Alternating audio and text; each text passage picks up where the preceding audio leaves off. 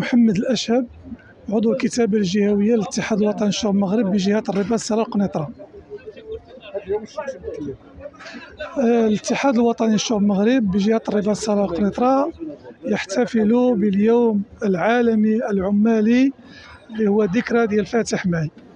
كما تعلمون بأن النقابة، كل منظمة نقابية تحتفل في كل فاتح ماي بالمكتسبات التي تحققت للعمال، ولكن للأسف في بلدنا نحن لا نحتفل، لأن ليس هناك جديد على مستوى الحوار الاجتماعي الذي مر يوم 30 أبريل ولم يتحقق أي شيء يذكر.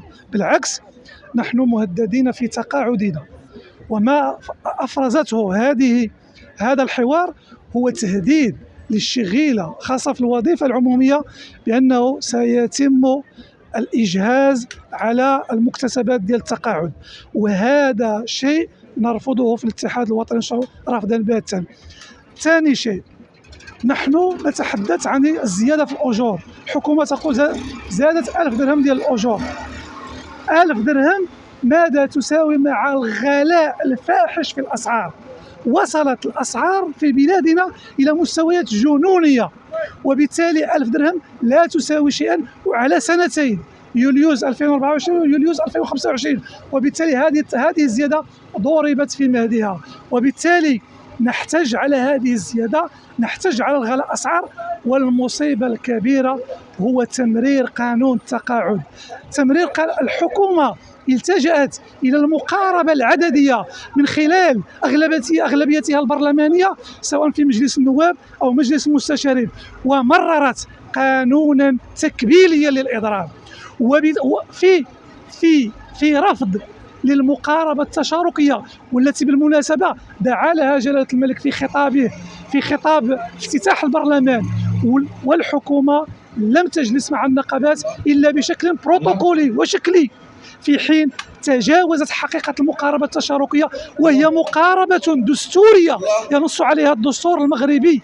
وبالتالي السلاح الوحيد الذي كان لدى الطبقة العاملة هو الإضراب، أصبحوا مجردين منه، وبالتالي نحن أمام واقع مرير فيه إجهاز على المكتسبات.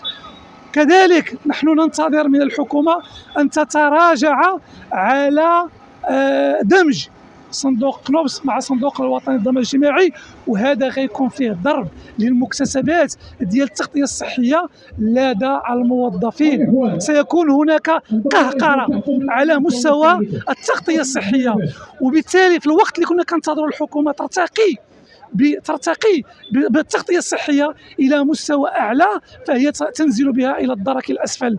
وهنا كنقول بأن لا بد من مراجعة التعريفة المرجعية التي تعود إلى الثمانينات، وبالتالي أصبح الموظف رغم أنه عنده تغطية صحية فهو يدفع من جيوبه من أجل استكمال تغطيته الصحية. إذا نحن أمام أجور غير عادلة، تغطية صحية غير عادلة، وتقاعد مهدد في المكتسبات التي يتوفر عليها العامل والموظف. شكرا سيدي. الله يحفظك، بارك الله.